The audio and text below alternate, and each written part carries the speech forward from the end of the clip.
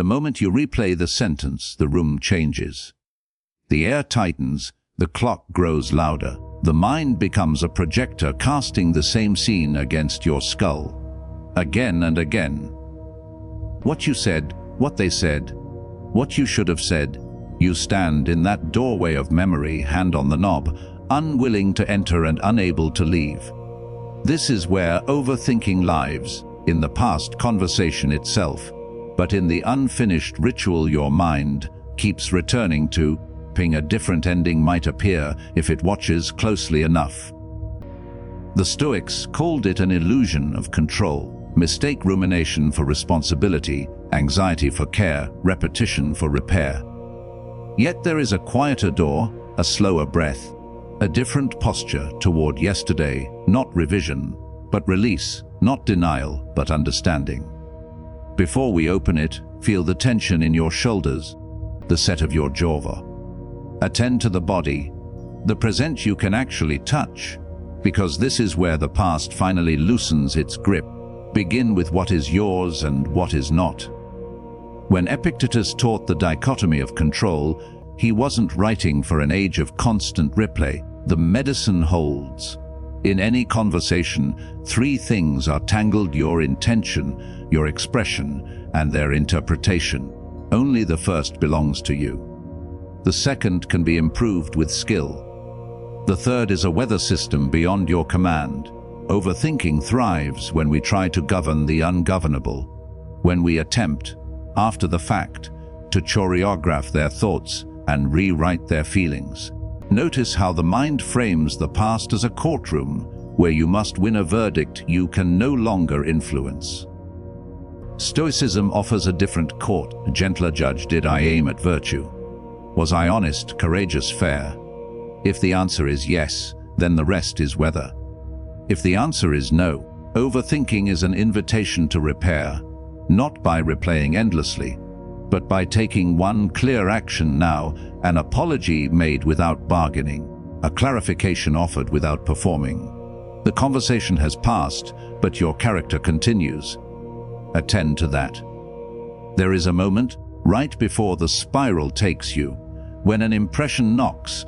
This is how the Stoics describe the first flash of emotion and story. They must hate me. I ruined it.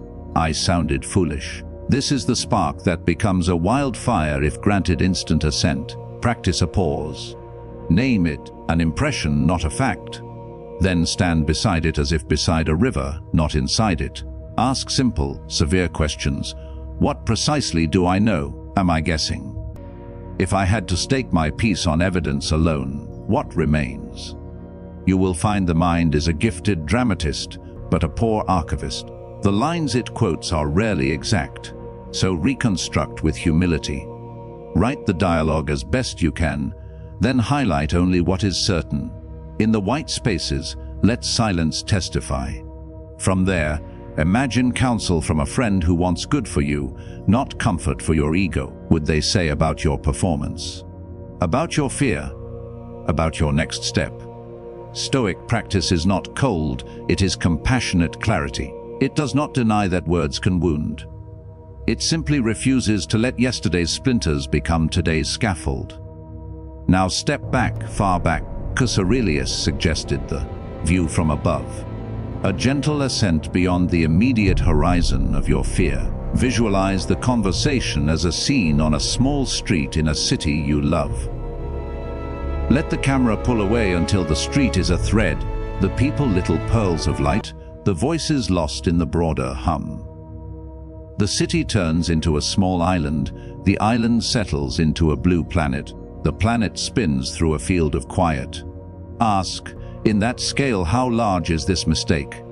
How permanent is this embarrassment? Anxieties shrink under altitude. This is not to belittle your feelings, but to resize them. From above, you also see time. The person you were 10 years ago is a stranger you still carry. The person you will be 10 years from now is watching kindly, concerned with this moment's perfection and grateful for its lessons. Memento mori, remember that you, like everyone you meet, are temporary. We hold mortality lightly in the mouth, our words soften. When we remember we are passing through, we stop asking the past to stay forever and perform our reassurance. What, then, does it mean to stop overthinking? It means to trade rehearsal for repair, autopsy for action, and self-suspicion for self-scrutiny. If something needs mending, mend it concretely. Send the message that says, "I fear I was unclear, here is what I meant." If apology is needed, offer it cleanly, without begging for absolution. If nothing needs doing, then let your discipline be inattention, withdraw the fuel from the fire. The mind will pull you back with bait, just one more review, one more angle, but you can meet it with ritual. Choose a phrase: "I return to what I can govern." Pair it with the breath, slow and honest. Choose a gesture: close the notebook where you wrote the scene, place a hand on your chest, step outside into air that has never met your worry. Choose a practice in future conversations. Anchor attention to listening more than crafting. Overthinking often blooms when we treat speaking as performance and listening as intermission. Replace the performance with presence. Good question. Summarize what you heard. Align your intention with service, not self-defense. Then, when the conversation ends, accept its form the way a sculptor accepts the final hammer strike inevitable. Honest, enough for now. You will forget all this. You will be caught again, in the hallway of memory, listening for footsteps that never arrive. That is not failure. It is the human condition the Stoics met each morning with quiet training. So return. Return to the body that is here, the one that lingers in yesterday's room.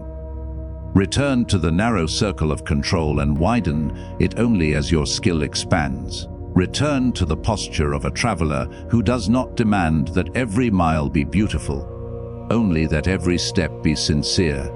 When the mind asks for certainty about what they think of you, give it something better: certainty about who you are becoming.